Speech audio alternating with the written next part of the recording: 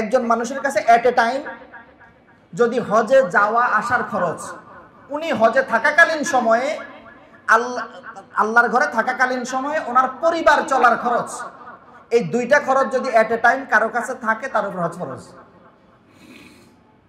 জাকাতের টাকা জাকাত কখন ফরজ ভাই?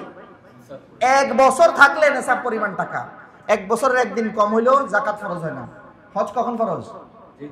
যেদিন আজকে যদি এই টাকার মালিক আমি হয়ে যাই, এই টাকার মালিক হলে এই বছরই আমার উপর হজ ফরজ। যদি এই বছর এটা না করি, আগামী বছর আমার জিম্মায় থেকে গেল, পরের বছর না করি জিম্মায় থেকে গেল। আচ্ছা বলেন তো ভাই, আমাদের এই সমাজে এই 8.5 লাখ টাকা, ধরেন ওনাদের প্যাকেজ ছিল 6.5 লাখ, পরিবার চলতে আরো 2 লাখ, এই 8.5 লাখ টাকার মালিক না এরকম সমাজে মানুষ অনেক। হজে কত মানুষ যায়?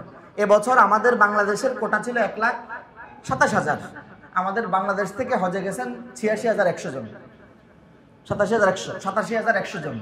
ভাই বাকি যেই কোটাগুলো থাকলো না, তার মানে কি বাংলাদেশে 8.5 লাখ টাকার মালিকদের ক্রাইসিস দেখা দিছে। ঘটনাটা কি?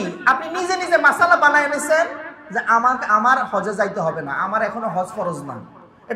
এটার জন্য আমার কজ কি? মেয়ের তো বিয়ে দিই নাই, গরু তো বেচা হয় নাই, জমি তো বেচা হয় নাই। আচ্ছা আমাদের ঘরের ওলাদের, আমাদের মহিলা শরীফের ঘরের, মহিলা শরীফ বুঝছেন তো, মহিলা শরীফের মাসালাটা কি? তোমার উপর জাকাত ফরজ, জাকাত দাও।